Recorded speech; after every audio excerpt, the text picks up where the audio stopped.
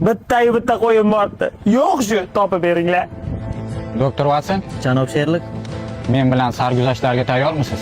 siz bilan o'limgacha. Salla qo'y qanday topmoqchisan? Qanday yetgan deb o'ylaysiz qo'y? Qo'y qarich bo'sh bo'lgan, darvoza ochiq bo'lgan, darvozadan chiqib ketgan. Yo'q. Qo'y topish uchun qo'ydek fikrlash kerak. Qo'y sizni chalg'itish uchun darvozani ochib, devordan oshib chiqib ketgan. Ana, u gap yo'q. Mana qo'ydek fikrladingiz. Agar men sizlarga ishondim, topib berasizlar qo'yimni. Gap yo'q. Malades.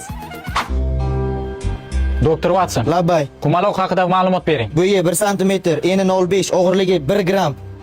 Harorat 40 gradus, 15 minut bo'lgan. Demak, qo'y shu atrofda.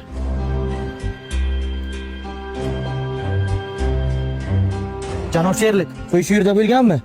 Ha, suv hali issiq. Qo'y bizni chalg'ityapti. U hech qayerga ketmagan. U shu yerda.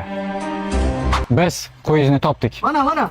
Imi, qo'ycham jonlaring. Sherlik, rahmat. Dumchasi, rahmat. Sizlar abdish rahmat lekin qayerda ekan?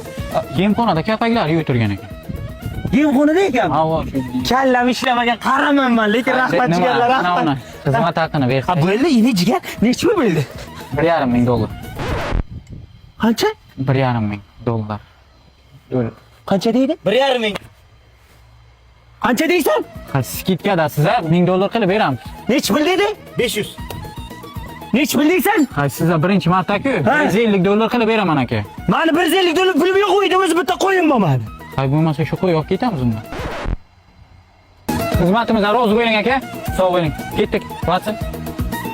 Nima hayronman yozma. Men foyda qildimmi, zarar qildimmi?